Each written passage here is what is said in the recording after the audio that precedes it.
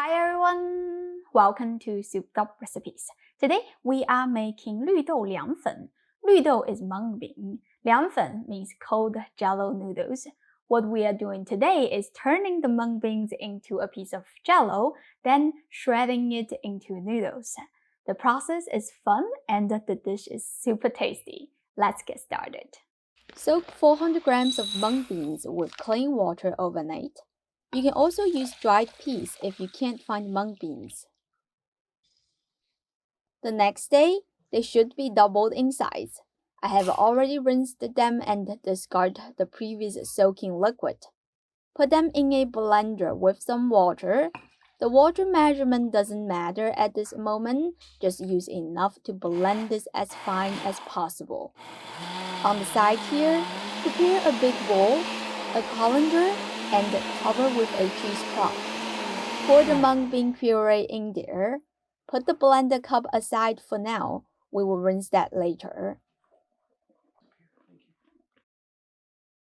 Lift up the cheesecloth and squeeze it to get the first batch of the liquid out of the puree as much as you can. It will take some time and force. Once you are done squeezing, stir the liquid to loosen up the starch at the bottom and pour it into a separate bowl to collect it. Open up the cheesecloth and pour more water in. Try to aim for the center and stir it at the same time. If you aim for the edge, the water will just go through the fabric immediately without rinsing the mung bean puree. This will separate the starch from the solid part of the mung bean. Squeeze all the water out again.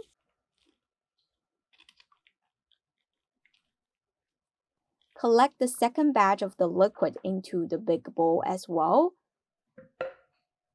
Continue to do this 4 to 5 times. Each time you will use about 1 liter of water. Try to wash the starch as much as possible. This is important. I will explain why later.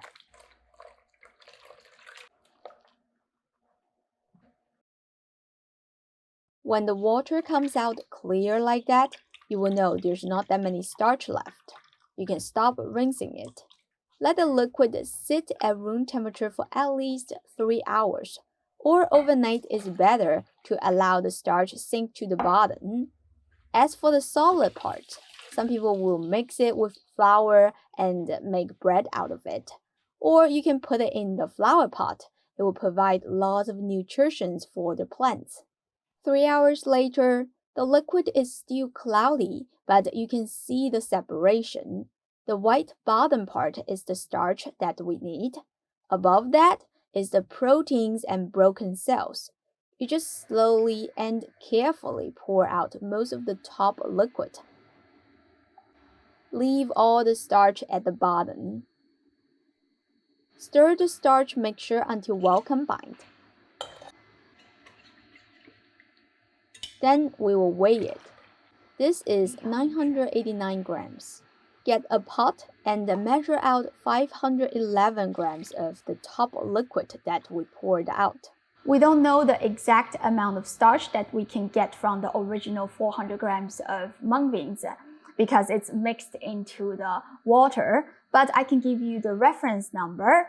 The bottom starch mixture plus a little bit extra top liquid, together they should weigh about 1.5 kilograms. That is why you have to rinse the puree as much as possible. Otherwise, you would just mess up the starch-water ratio.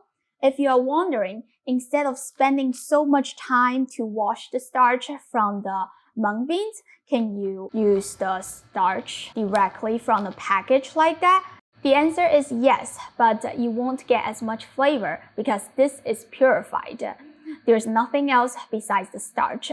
Also, you will have to slightly adjust the measurement amount if you use a package like that. I'll link all those information on my website. You can check it out later if you're interested. Okay, let's put this on the stove. Add half teaspoon of salt and a third teaspoon of alkaline powder. This is optional. It will make the texture a little bit firm. If you don't have it, you can skip it or use baked baking soda as a replacement. Turn the heat to high and bring this to a slight simmer, not a full boil. Then turn off the heat because we'll pour the starch mixture to the hot liquid. If you keep the heat on, the starch will clump up immediately. I will add 8 to 10 drops of food coloring to make it look green so it matches the color of fresh mung beans. It is completely optional, you don't have to add it if you don't like it. Stir to mix until it is well combined.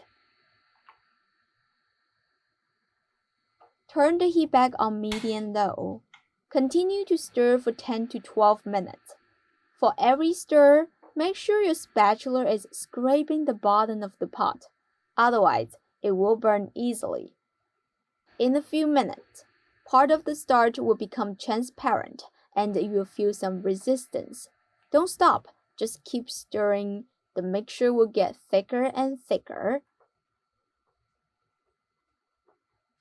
If your arm needs to rest, you have to turn off the heat for that. Then turn the heat back on and continue. When all the starch is thickened up, you can pour it into a glass or ceramic container.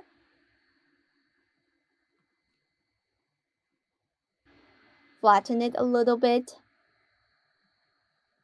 Tap it a few times. Cover it. Let this sit at room temperature for at least 5 hours or until it cools down completely. Don't put it into the fridge because the fridge is too cold. It will cause retrogradation and change the texture of the jelly. While waiting, we can make the dressing. 10 cloves of garlic. Press them through a garlic presser. 1.5 teaspoons of salt. 1 teaspoon of sugar. This is going to be an extremely flavorful sauce, so the sugar is good to balance the taste. Mix them together. Use the spoon to tap and press the garlic. Soon, it will become a sticky paste. That looks good. We will continue by adding some diced red chilies, scallions, and cilantro stems. I reserve the cilantro leaves for garnish. 1/2 teaspoon of 5 spice powder, 1 tablespoon of chili flake, and 2.5 teaspoons of paprika. If you don't eat spicy food, you can skip all the chilies. It will still taste delicious. Quickly heat 4 tablespoons of vegetable oil until it is slightly smoking. Pour it over the spices. I just love to hear that sizzling sound. This smells so good. Continue by adding 2.5 tablespoons of Chinese black vinegar, 1.5 tablespoons of soy sauce. Stir it well. Give it a taste. Dilute it with some water. I used about 6 tablespoons here. Oh, I almost forgot. Add a drizzle of sesame oil for the nutty flavor. Mix it well and your dressing is done. This is enough for 4 servings of noodles. Let's bring out the mung bean jello. It is completely set, nice and bouncy. Flip it onto a cutting board. Sprinkle some water over the jelly to reduce the friction. Slice a big slab from the edge. Then cut it into thick strips. Roughly dice those strips into cubes. 绿豆凉粉. The word 粉 also means noodles, because in China, we like to make this into noodle shape by using a special shredder. Dip the tool in water before shredding to make sure the noodle comes out smooth. It is hard to buy this tool. Do not use a regular grater because it won't work. I will link this tool in the description. You can check it out later if you want. Drizzle the dressing over the noodles. Top some cilantro. Optionally, You can sprinkle some crushed nuts to enrich the texture. I only have pistachio at home. That's what I'm using. This is one of my favorite cold dish. We eat it as a starter or appetizer. The mung bean jelly itself doesn't have that much flavor, but it will absorb the dressing. Besides that, the soft, tender, bouncy texture is what most people love about this dish. I hope you give this a try soon. If you did, leave me a comment, let me know how it goes. As always, don't forget to check the description where you can find all the links, including the printable recipe, the related videos, the purchase link for special ingredients if you don't know where to buy them, or the tools that I have used in this video. Thank you for watching, and I will see you next time. Bye!